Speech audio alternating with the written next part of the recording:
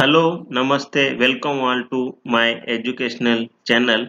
Today we are going to discuss about the Triguna concept. Let's get started. First of all, we discuss about the meaning of Triguna term.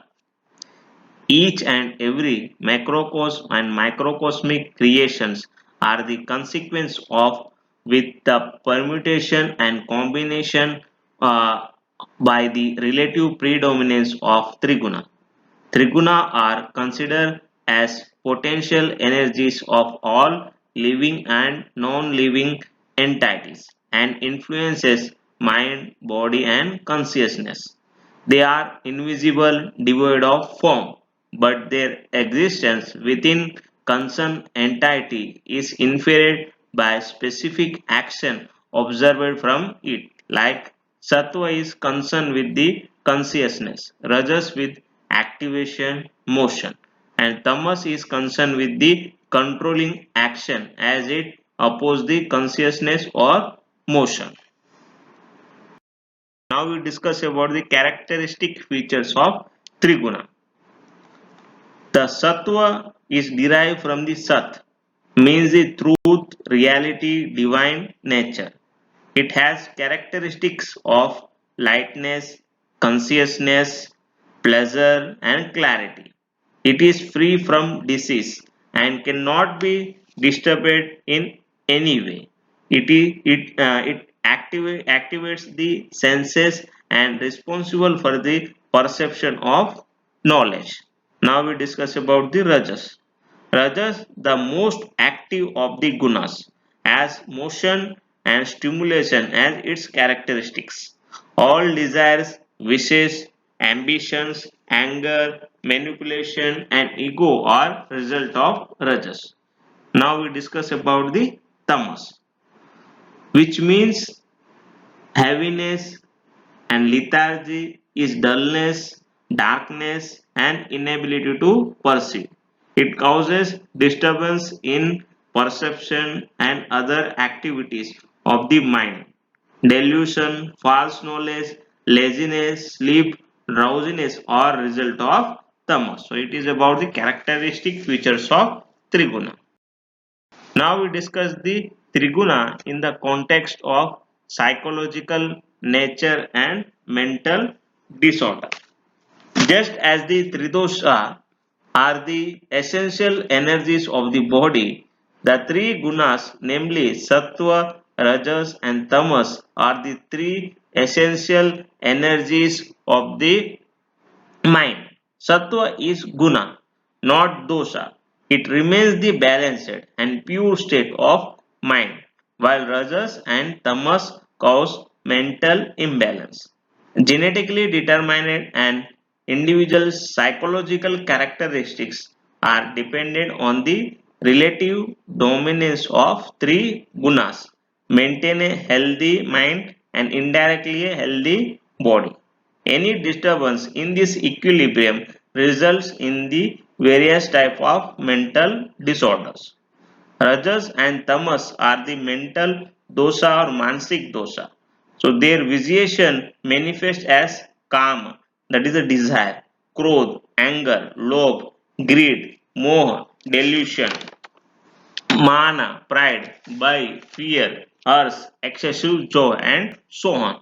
Thus, Rajas and Tamas distort the natural clarity of Sattva, leading to psychological and behavioral disturbance.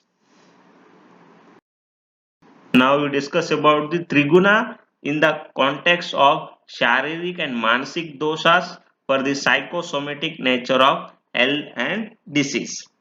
The three bodily doshas visit the body, while rajas and tamas visit the mind or sattva. When both body and mind are afflicted, disease arises. Hence, body and mind, sharir or man, are considered as the abode of disease manifestation. When they remains unvisited, no disease occurs.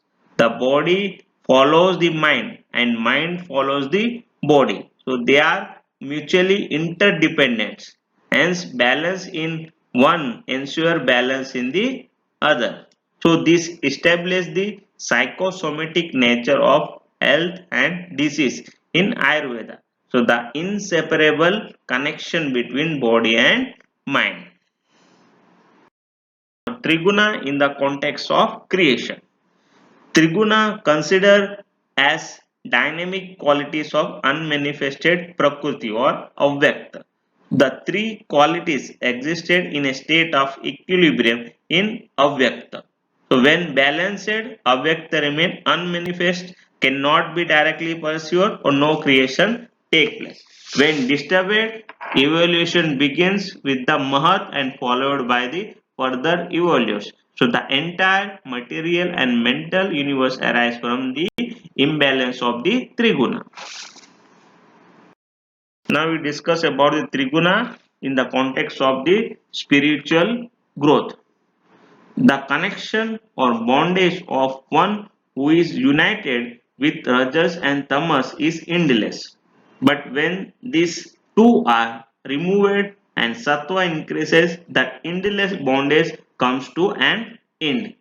The uh, it describes the cycle of bondage and liberation in terms of the three gunas, that is the sattva, rajas and tamas. Rajas and tamas binds to soul, to worldly existence. When this dominates, the soul remains in the cycle of birth and death. Sattva, on the other hand, is the gateway to liberation.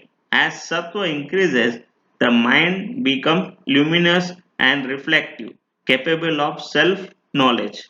When rajas and tamas are transcended, the being rises above attachment, ignorance, and restlessness, attaining the spiritual freedom or liberation.